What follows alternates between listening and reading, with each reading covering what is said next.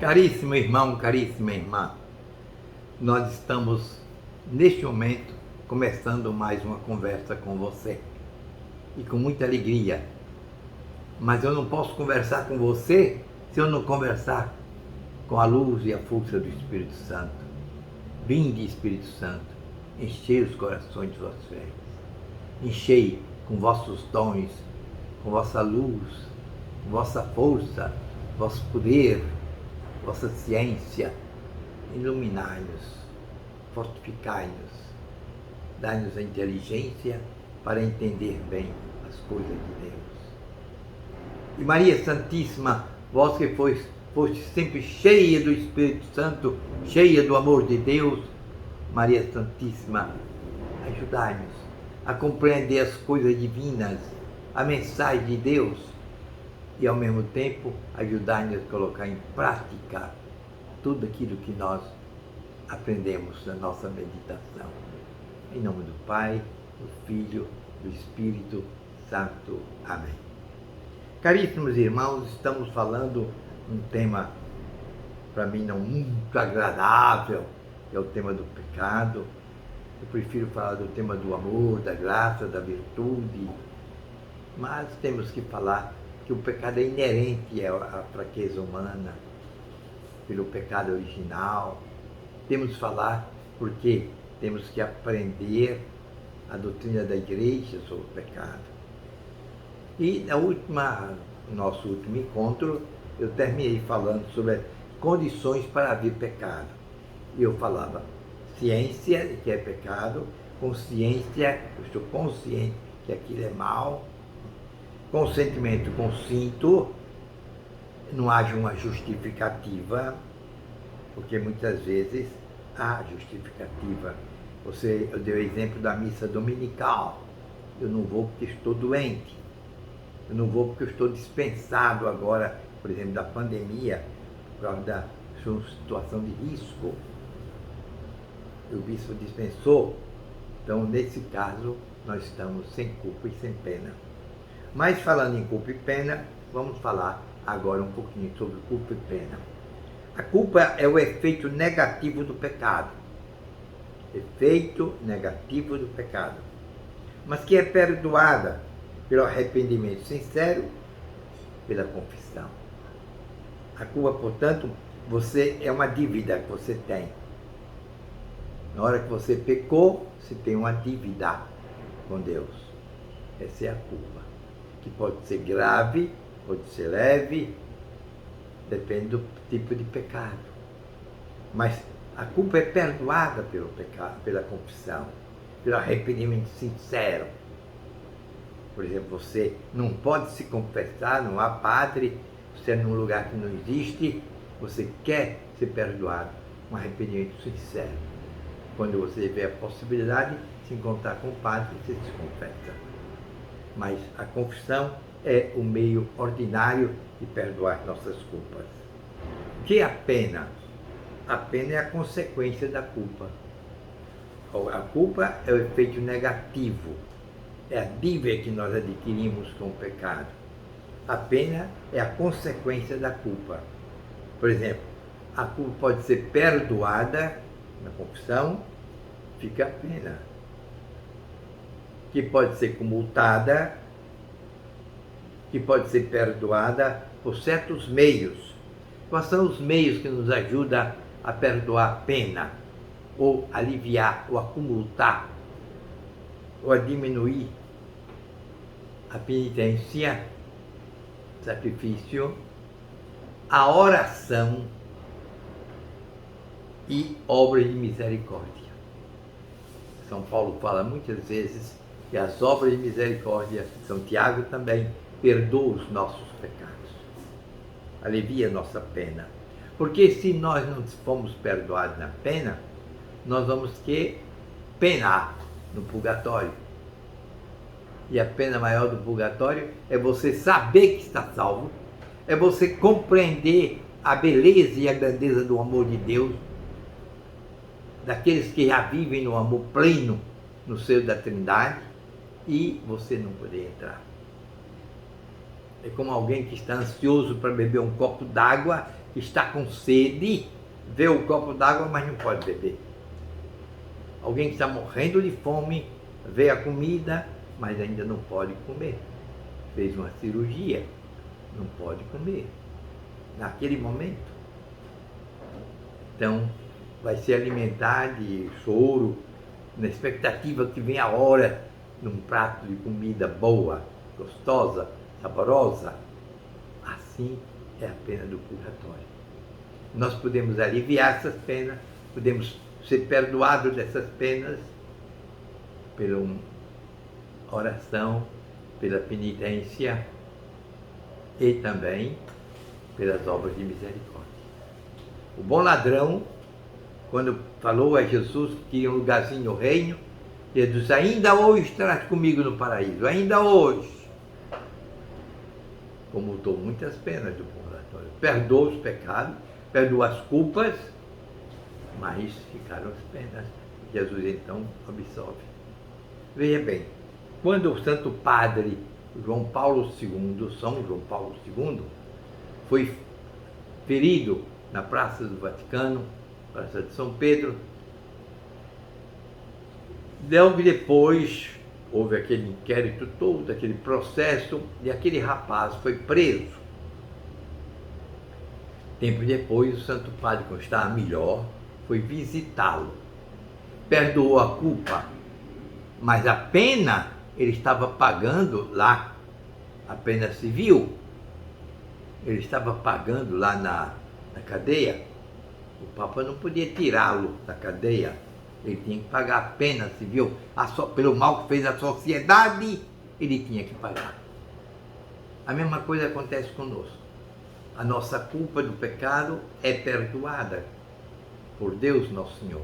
A pena, nós devemos comutá-la, pedir perdão, alívio, digamos, absolvição total, pela oração, pela penitência, pelas obras de misericórdia. Caríssimos irmãos, por isso nós devemos aproveitar todo o sofrimento, toda dor, toda angústia que aparece na nossa vida para comutar as nossas penas. Caríssimo, seja qual for o tipo de pecado, grave, leve, nós devemos evitar. Porque qualquer pecado em si mesmo é grave. O pecado é grave, pois é uma ofensa a Deus, nosso Senhor. Como eu já disse, é uma cusparada no rosto de Deus. É uma bufetada na face de Jesus. O pecado é uma interrupção na ligação de amor que você tem com Deus. Isso é muito grave, em si é grave. Então nós devemos evitá-lo. Por isso São Luís Gonzaga, ainda criança, menino, na sua primeira confissão, ele, um príncipe, herdeiro do trono, na primeira confissão, começou a dizer seus pecados, sentindo a gravidade da dor, a dor que ele tinha provocado no coração de Deus. Ele, ainda criança, sentiu isso de uma maneira tão forte que desmaiou. O santinho desmaiou. É grave, devemos evitar, portanto. Agora, não é fácil, não. Porque nós temos a concupiscência, a fraqueza provocada pelo pecado original.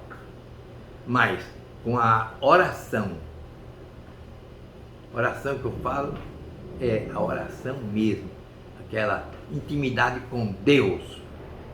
Pode ser vocal, pode ser mental, pode ser contemplativa, mas você está numa intimidade, numa união com Deus. Pela penitência, pelos sacrifícios que nós temos na nossa vida. E não precisamos procurá-los, porque ele existe. Eles vêm em nosso encontro toda hora, todo instante. As dores físicas, dores morais, dores psicológicas. Nós somos um saco de pancadas. Por isso, não precisamos procurar nada. Vem, aceitar com amor E Deus então vai nos ajudar, vai nos fortificar, vai nos unir cada vez mais a Ele, unir ao Pai, ao Filho e ao Espírito Santo. O Espírito Santo vai dando a força, a coragem, a luz para a gente seguir o caminho que é Jesus e abraçar o Pai. Santa Teresinha do Menino Jesus se confessava, e no fim, depois, no processo de canonização, o seu confessor disse uma coisa curiosa e bonita. Esta freira jamais teve um pecado mortal e jamais cometeu o pecado venial deliberadamente. O amor era tanto que ela não queria ofender o seu amado. Por isso que eu disse, toda a questão do pecado se resume no amor. Se eu amo a Deus, não quero ofendê-lo. Se eu amo a Deus, Ele vai me dar força para amá-lo cada vez mais. Agora, caríssimos irmãos, devemos evitar o exagero, viu? Sim, ainda faltou uma coisa, penitência e vida sacramentária. A confissão, por exemplo, não é só o perdão dos pecados. O sacramento da confissão nos dá força, coragem, luz para uma vida nova.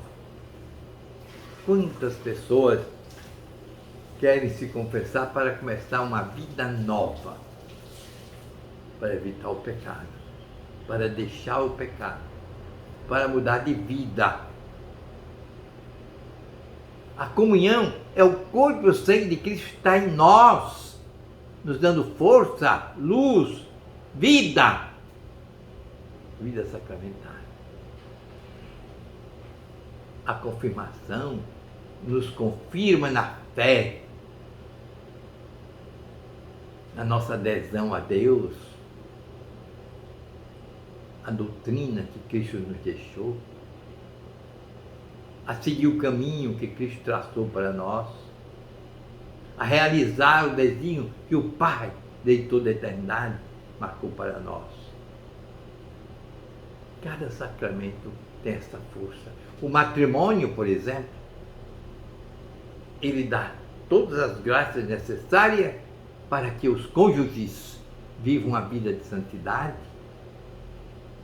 e como também o sacramento da ordem aos padres, as graças necessárias, quando eu digo os padres, bispos, padres e diáconos, a graça necessária para que possam cumprir dignamente sua missão ministerial e cristã. Agora vamos evitar o exagero com relação ao pecado. Aquele que acha que tudo é pecado, aí é escrúpulo. É terrível isso. Tudo é pecado. Isso é muito perigoso. Isso é uma falha psicológica em nós. Santa Teresinha passou por essa crise de escrúpulo, mas depois venceu. Com a ajuda da oração e os conselhos de suas irmãs. Mas isso é quando ela era pequena. Nós devemos ter todo cuidado para evitar isso. O cristão não vive angustiado, desesperado, como que acorrentado, como que estivesse sempre com medo de cair sobre ele um peso enorme, consequência do pecado, assustado com o purgatório e com o inferno. Não. O cristão deve viver em paz, na alegria, no amor. E o amor libera.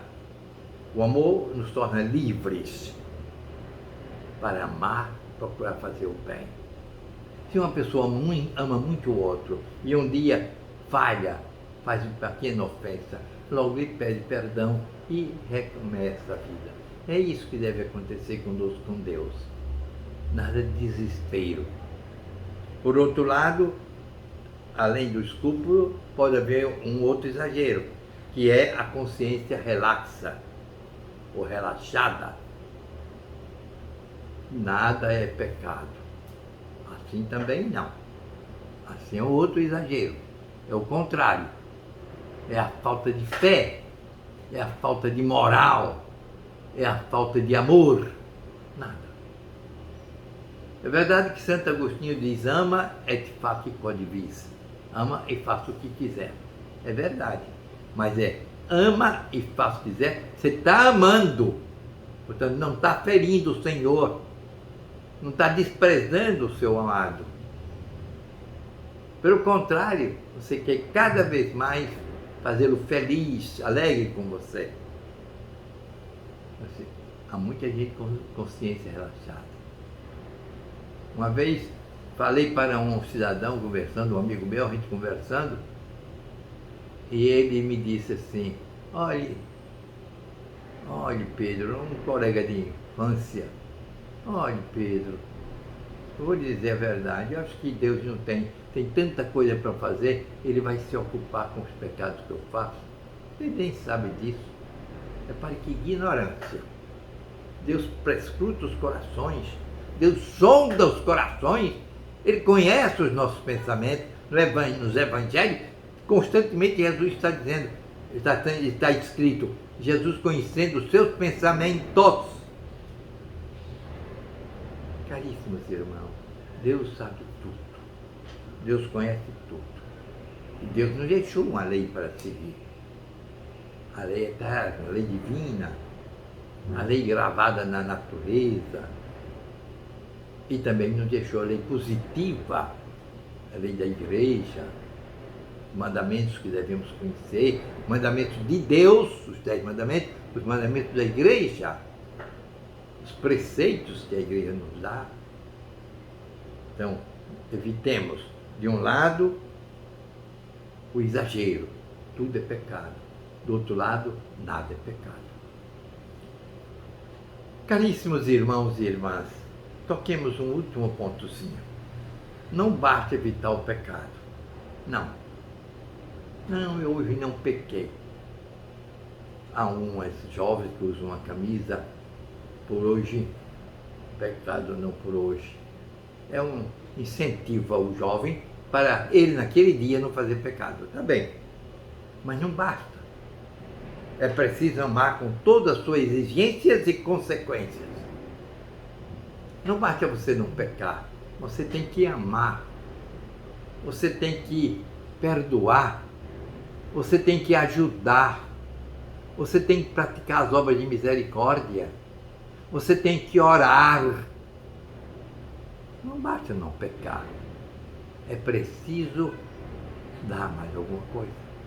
Não basta o marido dizer para a esposa dizer para o marido: eu te amo. Você tem que provar que ama. Tem que tratar bem, tem que ajudar, tem que dar de vez em quando algum presente, se for possível. Caríssimos irmãos, não basta não pecar. É o segundo passo, praticar as virtudes. E aí eu volto novamente. Oração, muita oração. Oração é como um interruptorzinho. Se você toca nele, ele acende ou apaga a luz. Ele corta ou dá energia. Se você deixa de orar, perde energia. Se você ora, você tem a força, a luz, a graça de Deus. A vida sacramentária volta a insistir sobre isso. A confissão. A igreja diz confessar pelo menos uma vez por ano, na Páscoa da Ressurreição. Mas aí é muita bondade da igreja, é muita clemência. Você tem pecado grave, tem que se confessar logo.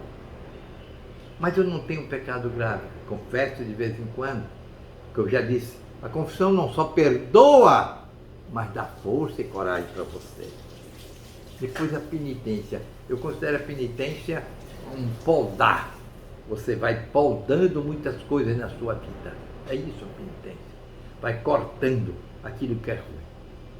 Caríssimos irmãos e irmãs, eu falei muito sobre o pecado, mas teria outras coisas para dizer. Eu tentei dar apenas um esquema leve, simples, para que vocês que não estudam teologia, nem dogmática, nem moral, possam entender, possam fazer uma boa confissão possa evitar o pecado, mas isso não quer dizer que eu disse tudo. Não, de jeito nenhum. Mas eu acho que já disse bastante. Por isso, eu agradeço a atenção de vocês por esse tema. E agora vamos continuar outro tema. Não vou ser precipitado, vou dizer na próxima palestra que nós vamos ter. E agradeço as duas pessoas que me pediram para falar sobre a palavra amor e sobre o pecado. E acho que elas ficaram satisfeitas. Já me encontrei com elas ficaram muito alegres. E acho que também ajudei você. É essa a minha missão. Querer ajudar, transmitir, contemplar, como diz São Tomás de Aquino, et aris contemplata dare. Contemplar e dar aos outros aquilo que é bom. Foi contemplado de Deus nosso Senhor. Muito obrigado, sejam felizes e vamos nos encontrar em breve. Jesus abençoe todos vocês. Amém.